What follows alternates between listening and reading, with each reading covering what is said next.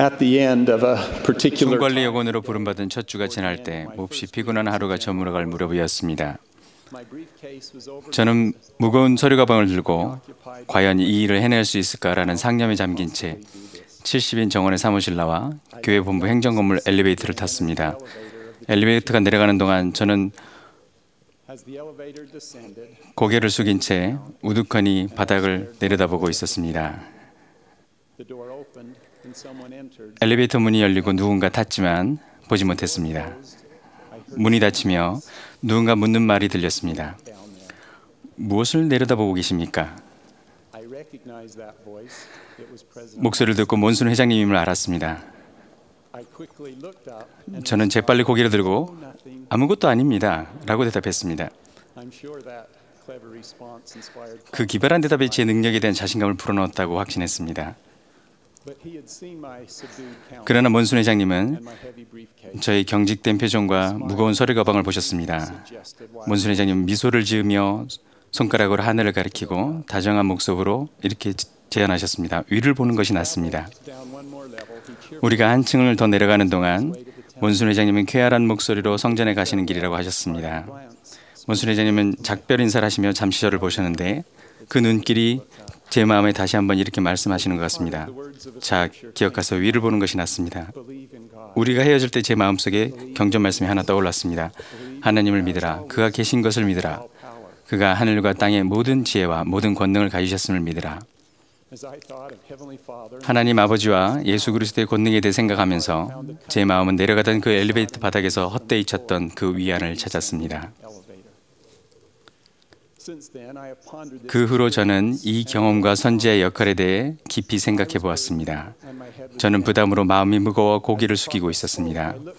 선지자의 말씀을 듣고 제가 그분을 바라보자 선지자는 고개를 들고 예수 그리스도의 속죄를 통해 치유받고 강화될 수 있게 하나님을 바라보게 했습니다.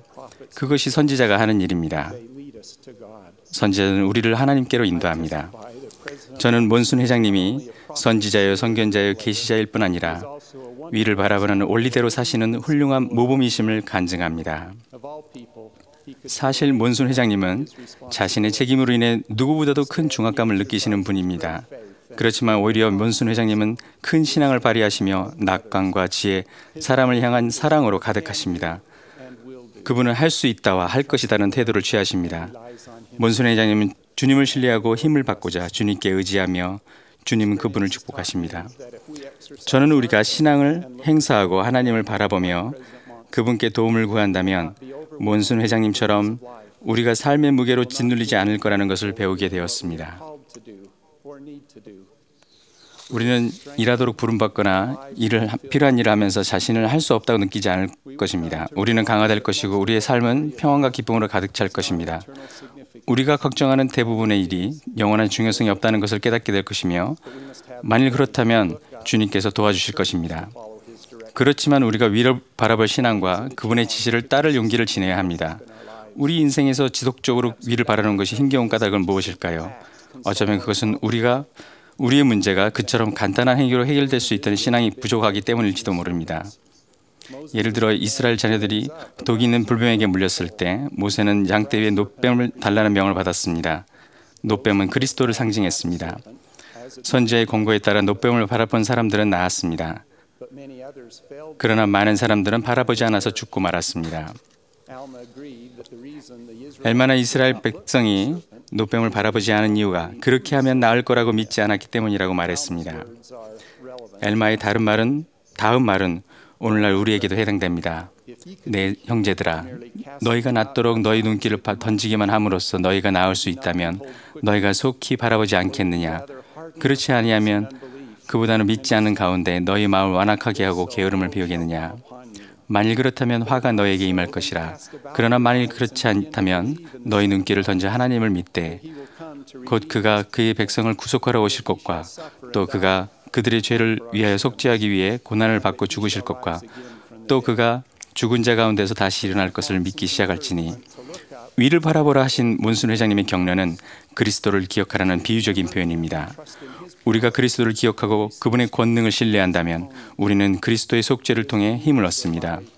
그리스도를 바라본다면 우리의 마음은 괴롭히는 부담과 불안, 고통으로부터 벗어날 수 있습니다. 그리스도를 바라본다면 용서를 받고 죄의 고통으로부터 치유될 수 있습니다. 그리스도를 바라본다면 모든 것을 견딜 신앙과 힘을 받을 수 있습니다. 최근에 쿡 자매와 저는 남아프리카의 한 여성 대회에 참석했습니다.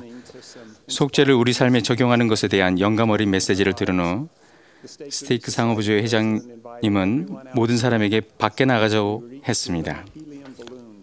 우리는 모두 헬륨이 든 풍선을 받았습니다. 그 상업부조 회장님은 풍선이 우리 삶에 지니고 있는 부담이나 시련, 역경을 나타낸다고 설명했습니다. 우리는 셋을 센 후 풍선을, 아니 우리 부담을 날려보냈습니다.